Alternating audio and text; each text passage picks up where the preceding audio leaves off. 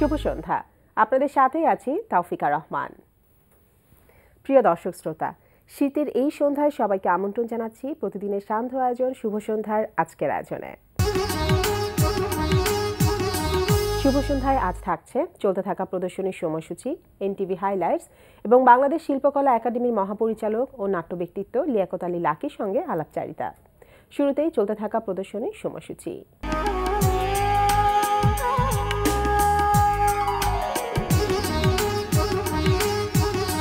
শুরুতেই জানিয়ে দিচ্ছি চলতে থাকা সাংস্কৃতিক উৎসব, প্রদর্শনী ও মেলার সময়সূচি। বাংলাদেশ শিল্পকলা একাডেমির আয়োজনে একাডেমির নন্দন মঞ্চে অনুষ্ঠিত হচ্ছে বাংলাদেশ সাংস্কৃতিক উৎসব। প্রতিদিন 4টি জেলার সাংস্কৃতিক পরিবেশনা থাকছে। 64টি জেলা শিল্পকলা একাডেমির সাংস্কৃতিক পরিবেশনায় উৎসব চলবে 18 জানুয়ারি পর্যন্ত। শাহবাগ জাতীয় জাদুঘরে নলিনীকান্ত ভট্টশালী গ্যালারিতে অনুষ্ঠিত হচ্ছে চিত্রশিল্পী কালিদাস কর্মকারের চিত্রকলার প্রদর্শনী পাললিক প্রাণ মাটি প্রতীক। প্রদর্শনীতে শিল্পীর 52টি চিত্রকর্ম ও বাস্তব সময়ের নিরিখে 2টি স্থাপনা শিল্প স্থান পেয়েছে। প্রদর্শনী চলবে 24 জানুয়ারি পর্যন্ত। গ্যালারি 21-এ প্রদর্শিত হচ্ছে শিল্পী শামীম সুবরানার চিত্রকলা প্রদর্শনী what I talk about when I talk about life. প্রদর্শনী দুপুর 12টা থেকে রাত 8টা এই সময় চলবে 31 জানুয়ারি পর্যন্ত। রাজধানীর শেরেবাংলা নগরে অনুষ্ঠিত হচ্ছে মাসব্যাপী ঢাকা আন্তর্জাতিক বাণিজ্য মেলা 2016। বাণিজ্য মন্ত্রণালয় এবং রপ্তানি উন্নয়ন ব্যুরো যৌথভাবে আয়োজিত এই মেলার প্রবেশ মূল্য রাখা হয়েছে প্রাপ্তবয়স্কদের জন্য 30 টাকা এবং অপ্রাপ্তবয়স্কদের জন্য 20 টাকা। বাণিজ্য মেলা প্রতিদিন সকাল 10টা থেকে রাত 10টা পর্যন্ত খোলা থাকছে। ঢাকা আন্তর্জাতিক বাণিজ্য মেলা চলবে 31 জানুয়ারি পর্যন্ত। শুভ সন্ধ্যার এবারের আয়োজন এনটিভি হাইলাইটস।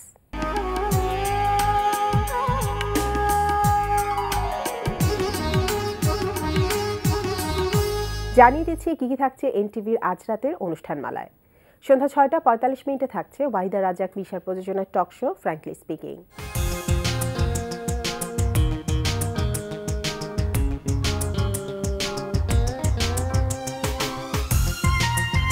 রাত 8টা 20 মিনিটে দেখবেন মেজবাউদ্দিন সুমনের রচনায় নজরুল ইসলাম রাজুর পরিচালনায় ধারাবাহিক নাটক লেক ড্রাইভ ল্যান। বেবি খালি আমার একারই হবে, আপনার হবে না। তখন বুড়ি কে হয় সেটা দেখবো। আমি বুড়ি হলো তোমার মতো এরকম চুল পাকা বুড়া আমি কখনোই হব না।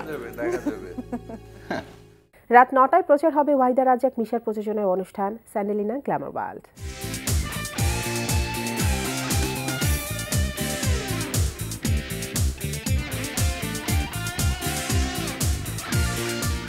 রাত 9টা 40 মিনিটে দেখবেন পান্থ শাহরিয়ারের রচনায় নঈম ইমতিয়াজ নিয়ামুলের পরিচালনায় ধারাবাহিক নাটক বাক্সবন্দী। আপনি দেখছি সত্যি সত্যি আমার জন্য চা নিয়ে এসেছেন। না ধন্যবাদ। কফি, তবে সেটা ঘরের ভেতর বসেও খেতে পারতেন।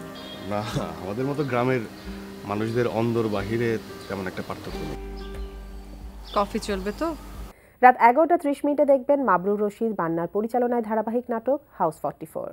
ফ্যানের নিচে ঠান্ডার মধ্যে চা নাস্তা খেয়ে অন্য জায়গায় কথা বলা যায় না? আপনাকে যদি আমি বেশি বেশি বাড়িতে আনি তাহলে বাসা থেকে কী ভাববে আমি বিয়ের জন্য উতলা হয়ে গেছি? তখন তো হিতে বিপরীত হবে।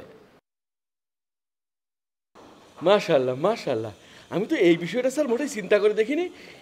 Thank you sir. আমি এরপরে তো আর বাসা আসার কথা বলবো না, বাড়ি কোনো জায়গায় বসে আপনাকে মিস কল দেবো, আপনি চলে আসবেন স্যার। রাত 12টায় থাকছে টক শো এই সময়।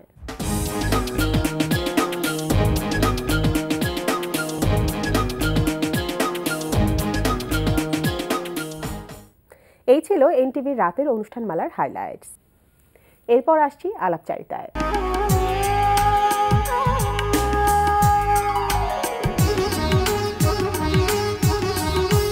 বাংলাদেশ শিল্পকলা একাডেমির আয়োজনে একাডেমির নন্দন মঞ্চে অনুষ্ঠিত হচ্ছে বাংলাদেশ সাংস্কৃতিক উৎসব।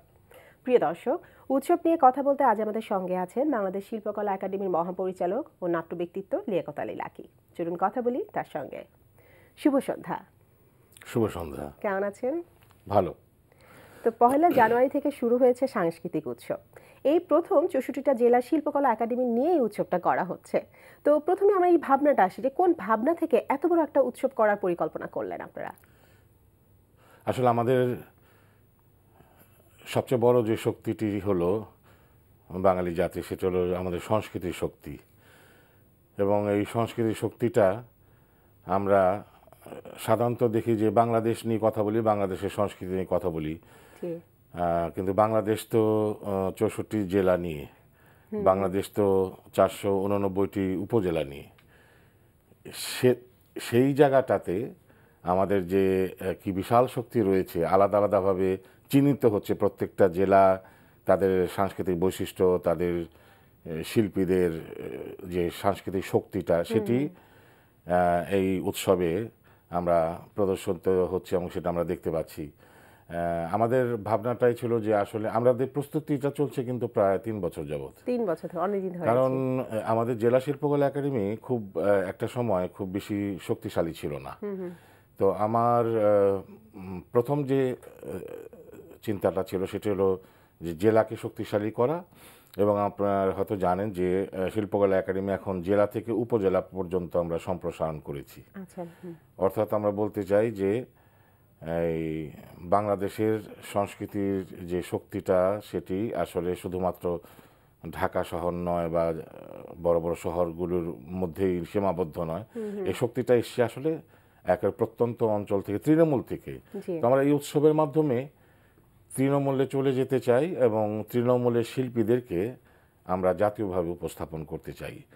সেই প্রস্তুতিটা নিচ্ছিলাম 3 বছর যাবত, এবং তারই আজকে প্রতিফলন। এবং আমি মনে করি বাংলাদেশে অনেক সাংস্কৃতিক উৎসব হয়েছে, কিন্তু এই রকম উৎসব হয়নি যে প্রত্যেকটা জেলা তার স্পষ্ট অংশগ্রহণ, এবং সেখানে প্রত্যেক দিন দর্শকরা দেখতে পাচ্ছে যে একটা জেলা থেকে আরেকটা জেলা কতটা আলাদা, প্রত্যেকটা জেলারই কি বিশাল শক্তি রয়েছে, এবং তাদের যে ঐতিহ্যগুলো থাকে এক একটা জেলা সেই ঐতিহ্যকেই তুলে ধরছে। সেই ঐতিহ্য তুলে ধরছে। যেমন সেখানে থাকছে শিশুদের উপস্থাপনা। আচ্ছা। আমরা চেয়েছি যে শিশুদের যেন একটা বড় সংস্কৃতির ধারা তৈরি হয়, যা এই কারণে শিশুদের নৃত্য, শিশুদের সঙ্গীত সেখানে আমরা রেখেছি। পাশাপাশি ওই জেলার যে লোক সংস্কৃতির যে বৈশিষ্ট্য রয়েছে, প্রত্যেক জেলার কিন্তু আলাদা আলাদা বৈশিষ্ট্য আছে, তার জন্য 15 থেকে 20 মিনিট সময় নির্ধারণ করে দেওয়া হয়েছে যে সেই উপস্থাপনা আমরা দেখতে চাই। তো আমি মনে করি যে একটি অত্যন্ত সফল উৎসব, এবং আমরা আশা করছি যে প্রতি বছর এই উৎসবটি আমরা করব। শুধু তাই নয়, এই উৎসবটি যেমন ঢাকায় হচ্ছে, আমরা আগামী বছর পরিকল্পনা করেছি যে প্রত্যেক জেলা তাদের সাংস্কৃতিক উৎসব করবে। আচ্ছা। অর্থাৎ বরিশাল সাংস্কৃতিক উৎসব, এবং সেখানে আমি অবশ্যই যুক্ত করব যে সেখানে যেন সাহিত্যও থাকে, মানে সাহিত্য এবং সংস্কৃতি সম্মিলন ঘটিয়ে ওই জেলার যে একটা আলাদা শক্তি আছে সেটি যেন সেখানে উপস্থাপিত হয়, প্রতিফলিত হয়, এবং সেখানে অবশ্যই উপজেলাগুলি অংশগ্রহণ করবে। তো আমার উদ্বোধনী অনুষ্ঠানটাও তো বেশ জাঁকজমকপূর্ণ হয়েছে আমরা জানি, তো কিভাবে সাজানো হয়েছিল উদ্বোধনী অনুষ্ঠানটা? আমাদের তো নানা রকমের শক্তিও আছে ও সীমাবদ্ধতাও আছে, তার মধ্যেও কিন্তু উদ্বোধনী অনুষ্ঠানটা অনেকে খুব পছন্দ করেছে, কারণ আমরা দর্শককে যুক্ত করে আমরা উদ্বোধনটা করেছি। আমরা যেমন প্রধান অতিথি বা বিশেষ অতিথিরা বা প্রত্যেকটা জেলার আলাদা আলাদা ইয়ে ছিল, ফেস্টুন ছিল। 64টি জেলা যেমন বেলুন উড়িয়েছি আমরা, যেমন মাননীয় সংস্কৃতি বিষয়ক মন্ত্রী আসাদুজ্জামান নূর তিনি প্রধান অতিথি ছিলেন, সব্যসাচী লেখক আমাদের সৈয়দ শামসুল হক তিনি বিশেষ অতিথি ছিলেন। তারা যেমন এখান থেকে বেলুন উড়িয়েছে, দর্শকরাও, শিশুরা সকলে গ্যালারিতে বসে তারাও বেলুন উড়িয়েছে, সেখানে ফায়ার ওয়ার্ক হয়েছে, আতশবাজি হয়েছে, এবং অনেক বড় ধরনের অনেক নৃত্যশিল্পী, সঙ্গীত শিল্পীরা মিলে একটি অনুষ্ঠান করেছে। তার চাইতে বড় যে কথাটি সেটি হলো সম্ভবত নন্দন মঞ্চে এই উৎসবটি করা একটা ভিন্ন মাত্রা পেয়েছে। আচ্ছা, তো সেক্ষেত্রে আমরা তো উৎসব নিয়ে অনেক কথা বললাম, এবার আমরা আপনার কাজ নিয়ে আসি। যে আমরা তো জানি যে আপনি একজন অভিনেতা, সেই ক্ষেত্রে আপনার পাশাপাশি নাট্য নির্দেশক, নাট্যকার, বিভিন্ন কাজ আপনি করে যাচ্ছেন। তো বর্তমানে ব্যস্ত সময় কেমন কাটছে এইসব কাজ নিয়ে? আমি আমার দায়িত্ব অনেক বড় দায়িত্ব, অনেক ব্যস্ত থাকতে হয়, অনেক কাজের চাপ, কিন্তু আমি কিন্তু নিয়মিত অভিনয় করি। আমি বর্তমানে যে 2টি নাটক আমার রয়েছে, যে 2টিতে আমি অভিনয় করি, আরও কয়েকটি নাটক আছে যে সেগুলো মঞ্চস্থ হয় আমার নির্দেশনে, কিন্তু সেখানে হয়তো আমি অভিনয় করি না। যেমন সোনায় মাধব নামে একটি নাটকে আমি অভিনয় করি, পরশুদিনও আমার প্রদর্শনী ছিল। আচ্ছা, আমরা কিছুদিন আগে কলকাতায় কয়েকটি প্রদর্শনী করে আসলাম। আরেকটি নাটক আছে লীলাবতী আখ্যান, সেখানে আমি অভিনয় করি। অভিনয়টা আসলে আমার আসল জায়গা। জি। আমার জীবনটা শুরু হয়েছিল 1962 সালে। আমার মঞ্চে কাজ দিয়েই তো প্রথম আপনার শুরু হয়েছিল। আমার কাজ মঞ্চেরই। হ্যাঁ, হ্যাঁ। আমি 78টি নাটকে নির্দেশনা দিয়েছি আচ্ছা। এবং প্রায় 60টি নাটকে অভিনয় করেছি। এবং আমার সুযোগ হয়েছিল পৃথিবীর অনেক উৎসবে অংশগ্রহণ করার। জাপান থেকে কিউবা পর্যন্ত প্রায় 86টি উৎসবে আমি অংশগ্রহণ করেছি, কিন্তু আমি হয়তো অভিনয় করিনি। আমার অভিনীত নাটক হয়েছে আমেরিকাতে, হয়েছে লন্ডনে, হয়েছে ফ্রান্সে, হয়েছে মোনাকোতে, হয়েছে হংকংয়ে, হয়েছে। আমি অভিনয় করেছি। কিন্তু বিশেষ করে আমাদের শিশুদের যে নাটক, শিশু নাট্য চর্চা কিন্তু বাংলাদেশে অনেক শক্তিশালী। শিশুদের নাটক বিশ্বে অনেক জায়গায় হয়েছে। আচ্ছা, আচ্ছা।